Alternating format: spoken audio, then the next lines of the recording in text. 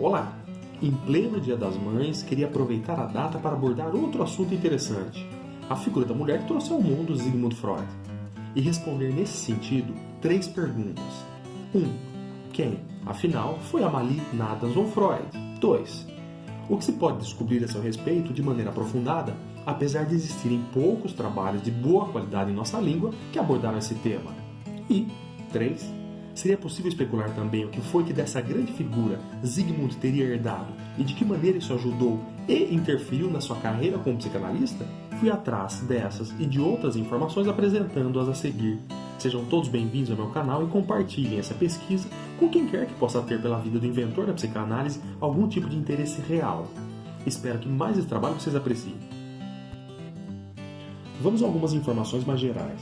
Amalie Natanson Freud nasceu, ao que tudo indica, em uma provável terça-feira, mesmo dia que Sigmund, em 18 de agosto de 1835. Ela é natural de uma cidade que atualmente fica na região ocidental da Ucrânia, Brody, e ficou lá durante a primeiríssima infância.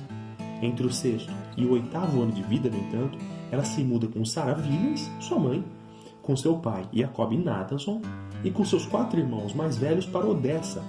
Em ordem decrescente, seus irmãos foram Hermann, Nathan, Adolf e Julius, sendo Odessa uma cidade maior do que Brody. Isso até hoje. Odessa é a 4ª cidade mais populosa do país. Brody vivia um clima cultural interessante nessa primeira metade do século XIX, similar ao que acontecia em outras cidades ucranianas, tais Medinitsia, por exemplo, a cidade natal do futuro marido de Amalie, Jacob Freud. De um lado, existia na região da Galícia como um todo uma forte tendência entre os judeus à ortodoxia, ao passo que, do outro, cada vez mais se mostrava forte a existência do chamado iluminismo judeu, a Haskalah. Entre as características mais facilmente observáveis desse tipo de mentalidade mais política do que religiosa, cuja relação com os ideais colocados pela Revolução Francesa acaba sendo nítida, descobre-se um incentivo nada velado de que era necessário tanto a emancipação da forma judaica de pensar tudo, assim como era desejável uma flexibilização dos costumes. Logo, a Haskalah foi responsável por levar muitas pessoas ao longo de décadas a investirem esforço no sentido de aprenderem outras línguas que não o Yiddish, a se lançarem para longe dos guetos judaicos, ocupando assim essas pessoas os grandes centros. Havia também um incentivo para que o judeu ocupasse os espaços nas universidades estaduais e, naturalmente, lutasse pela obtenção de seus direitos civis e de sua integração social. Falo tudo isso porque Amalie nasceu no meio desse contexto, e saber disso é importante para compreendermos a sua relação com o judaísmo, assim como o porquê foi que, nos anos mais tarde, Sigmund Freud e seus irmãos foram educados sem a rigidez da ortodoxia de que tanto falam as biografias, fundamental para a expansão do pensamento de Sigmund em particular, poder alcançar níveis de compreensão. Amalie, então, seguramente teve apreço por essa forma de pensar, assim como por uma outra forte corrente dentro do judaísmo, que era caracterizada por incentivar o maior questionamento e uma maior compreensão das coisas, o hassidismo. Corrente essa que surge na própria Ucrânia, ao contrário da Haskalah, e que deve muito a Napoleão, diga-se de passagem. Uma das maneiras como se materializou essa parte do seu pensamento veio na escolha do rabino que celebrou a sua união com Jacob Freud em 1855, Isaac Noah Mannheimer, figura que muitos tratam como absolutamente reformista, mas não, nem tanto. Também ele não era um ortodoxo radical, oscilava, era mais leve, similar à educação que os Freud dariam para os 8 filhos que tiveram em um período de 10 anos, 1856-1866. Revirando um pouco o passado dos Natanson, Ellen Panner supôs em um conhecido livro que Amalie na realidade teria sido parente de Natan Halevi Sharmatz, um famoso estudioso do Talmud no século XVIII. O Talmud, em resumo, é o nome dado a uma coletânea de livros sagrados para os judeus, em particular para o judaísmo rabínico, formado por discussões sobre a lei, a ética, os costumes e a história do judaísmo. Ernest Jones, em sua biografia de Freud, mencionou numa nota de rodapé que teria ido atrás das autoridades nesse assunto saber mais sobre Natan, descobrindo por fim que mais provável foi esse homem ter sido um rico comerciante que teria ajudado com o financiamento de pesquisas e de estudos sobre esse tema, mais outras pessoas. Em termos de jeito, o que acaba sendo possível descobrir é que Amalie fazia o tipo dominante. Ela foi uma típica judia, como disse certa vez Jean Martin, seu primeiro neto homem, e com isso ele quis dizer que ela tinha um gênio vivo. Disse também que a avó era impaciente. Voluntariosa quer dizer que agia firme e de acordo com seus propósitos, que era atilada, ligada às obrigações, e, acima de tudo, que Amalie era uma mulher muito inteligente. Só que mais interessante do que esse depoimento, a meu ver, acabou sendo a versão dada por uma de suas netas, que passou, na realidade, uma parte importante de sua infância com essa avó. Me refiro a Judith Bernet, filha de Elie Bernet e Anna Freud, a irmã de Zygmunt.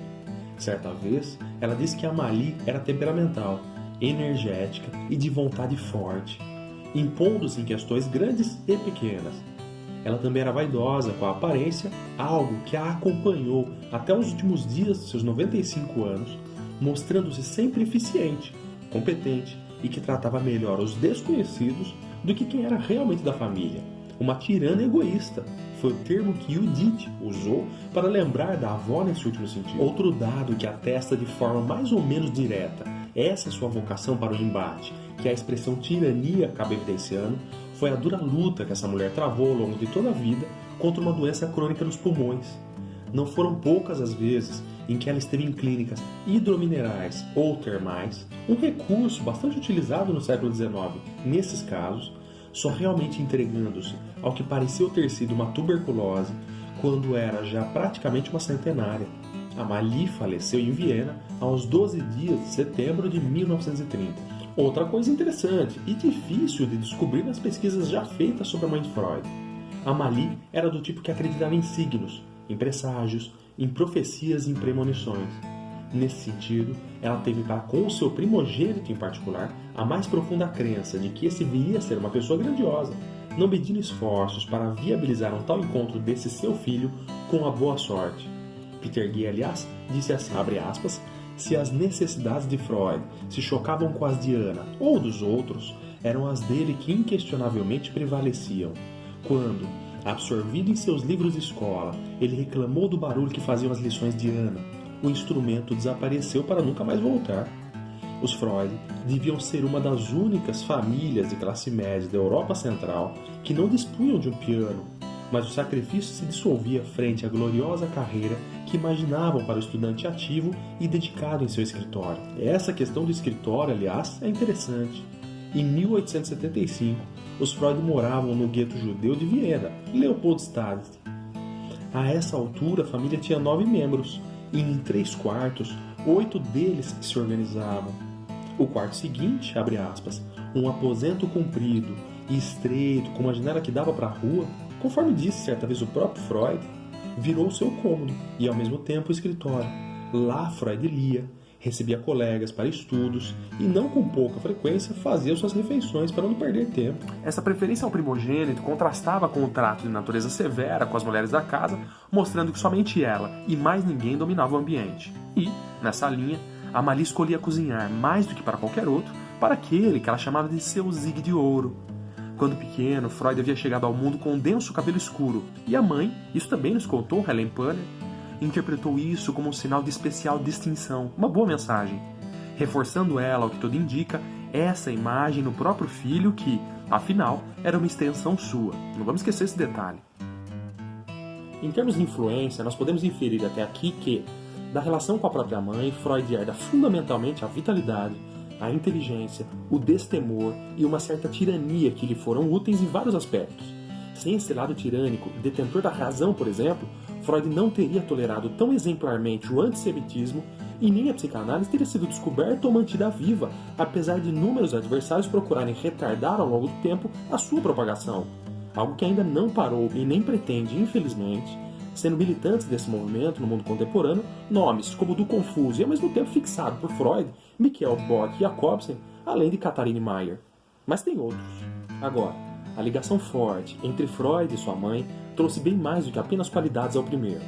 Tanto que Peter Gay bem lembra em sua biografia, mas outros autores também fizeram isso antes, que se Freud, já psicanalista, tropeçou inúmeras vezes quando o assunto era compreender o funcionamento do psiquismo da mulher, o motivo não foi outro senão que, caso ele fosse a fundo nessa direção, certamente iria ter que confrontar aquilo que ele próprio teve que recalcar numa idade bastante precoce, o que é comum, algo majoritariamente direcionado à figura que lhe garantiu a sobrevivência, Amalie, como as outras mulheres que rodearam a sua primeira e segunda parte da infância. Sobre essas outras mulheres, queria lembrar que até os 8 anos de vida, Freud reinou sozinho entre, nada mais, nada menos do que 7 mulheres.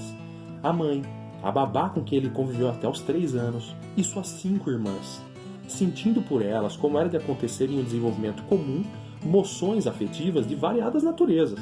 Moções essas que no futuro deixariam algum tipo de marca ou, em linguagem psicanalítica, sintoma. Assim foi que entre os vários sintomas que Freud desenvolveu ao longo da vida, e ele mesmo sabia disso, um dos mais facilmente perceptíveis era a sua limitação no sentido de poder pensar a psicologia da mulher, não sendo à toa que ele tinha por costume caracterizar esse gênero, isso para colegas próximos, como um continente negro. Essa expressão ao mesmo tempo era dura e clara no que pretende apontar. A pergunta que algum dia do ano 1928 ele acabou fazendo para Marie Bonaparte, wie reais é viu das Weib, o que quer uma mulher, completando ele próprio a resposta, dizendo que no auge dos seus 72 anos ainda não sabia como explicar ao certo a psicologia da mulher, nós conseguimos agora encontrar aqui um bom argumento para além do comumente usado, abre aspas, ele não soube porque era homem. Uma assertiva simplista demais, mas comumente usada pelos que não têm o conceito de neurose em mente por desconhecimento ou por desleixo. Enfim, só lembrando que acabei pulando propositalmente os mistérios que envolvem a união de Amalie com um homem tão diferente dela na ocasião, porque já abordei esse tema na pesquisa de número 1 sobre a vida de Freud. Deixarei nos comentários o link dessa pesquisa. Aproveito a pausa até o nosso próximo encontro para desejar os meus sinceros parabéns a todas vocês que são mães, lembrando que em uma semana ou menos posto aqui o conteúdo de uma nova pesquisa que já está em vias de término. Como de costume, digo que sugestões de temas são bem-vindos e repasse essa biografia da mãe de Sigmund Freud a quem quer que possa ter interesse. Se inscreva no canal caso você ainda não seja um inscrito e em breve nos vemos. Até logo!